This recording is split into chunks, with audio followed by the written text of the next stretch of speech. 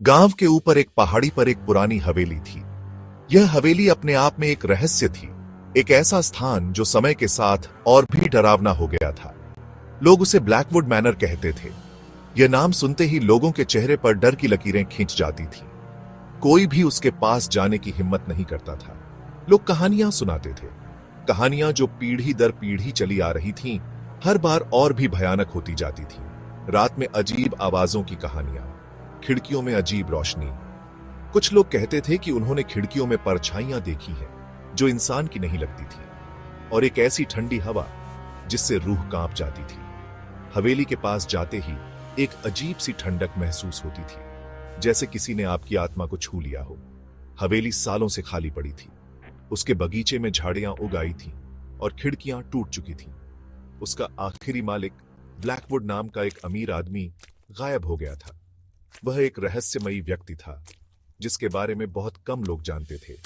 कुछ लोगों का कहना था कि हवेली की दीवारों के अंदर उसकी मौत हो गई। दीवारों के पीछे से कभी कभी अजीब सी आवाजें आती थीं, जैसे कोई मदद के लिए पुकार रहा हो। दूसरों का मानना था कि वह उस जगह को छोड़कर चला गया, उन्हीं अनदेखी ताकतों से डरकर जो अब इसे भूतिया बनाती है। कुछ लोगों ने उसे आखिरी बार हवेली से भागते हुए देखा था। उसके चेहरे पर डर साफ झलक रहा था। सच्चाई जो भी हो, ब्लैकवुड मैनर रहस्य और डर की जगह बनी रही। यह हवेली अब भी लोगों के दिलों में एक डरावनी छवि बनाए हुए है। किसी ने भी अंदर जाने की हिम्मत नहीं की। जो भी अंदर गया वो कभी वापस नहीं आया।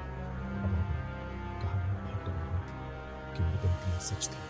लोग अब भी रात को इकट्ठा होकर इन कहानियों को सुनाते हैं, हर बार और भी डरावनी बनाते हैं। ब्लैकवुड मैनर ने अपने राज छुपाए रखे, साए और खामोशी में डूबा।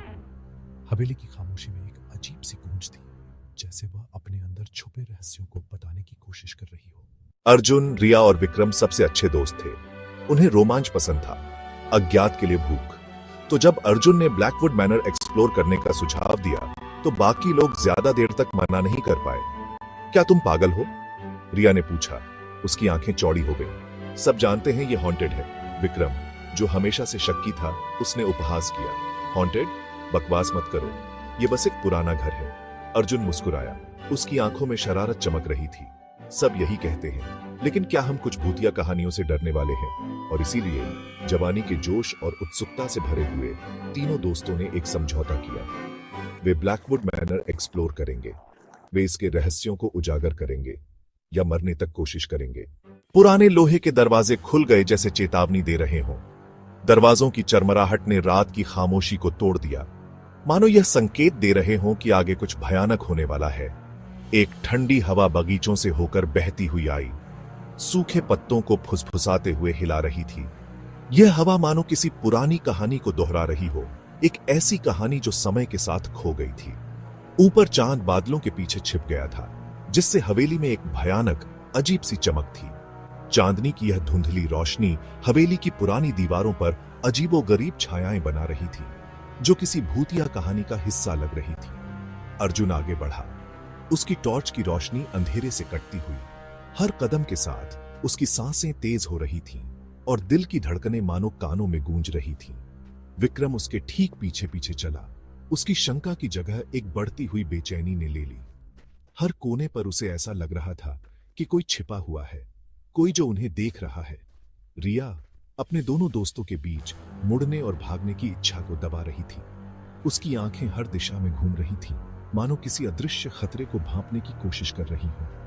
विशाल बांझ का दरवाजा कराह उठा जैसे ही उन्होंने उसे धक्का दिया। दरवाजे की आवाज ने उनके दिलों में डर की एक लहर दौड़ा दी, मानो यह दरवाजा किसी भयानक रहस्य को छुपा रहा हो। सड़ांध की गंध ने उन्हें एक थप्पड़ की तरह मारा। धूल, फफूंदी और कुछ ठंडा और प्राचीन, जिससे उनकी रीढ़ की हड्डी में कंपकपी दौड़ गई। यह गंध मानो किसी पुरानी भूली हुई घटना की याद दिला रही थी। वे ब्लैकवुड मैनर के अंदर थे। हवेली की दीवारें उनकी हर हरकत को देख रही थी और हर कोने से एक अजीब सी सिहरन महसूस हो रही थी। यह जगह किसी भूतिया कहानी से कम नहीं लग रही थी और हर कदम के साथ उनका डर बढ़ता जा रहा था।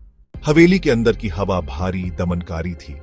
यह ऐसा था जैसे समय ने यहां रुकने का फैसला कर लिया हो। हर कोने में एक अजीब सी चुप्पी फैली हुई थी।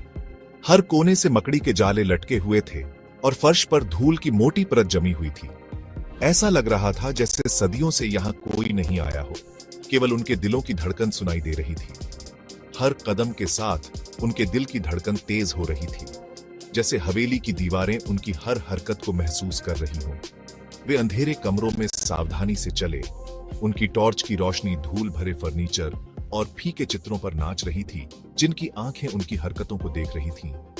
हर चित्र में एक कहानी छिपी हुई थी, एक भूली हुई याद जो अब केवल धूल और अंधेरे में दबी हुई थी। एक बार उन्होंने एक आवाज सुनी, एक धीमी दर्द भरी आह जो खाली हॉल में गूंज उठी। यह आवाज जैसे हवेली की आत्मा की पुकार थी, जो अब भी यहां भटक रही थी।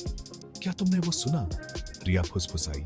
उसकी आवाज कांप रही थी, उसकी आंखों में डर साफ झलक रहा था, जैसे उसने कुछ अनजाना देख लिया हो। विक्रम ने अपना सिर हिलाया। यह सिर्फ हवा है, लेकिन उसकी आवाज में विश्वास नहीं था।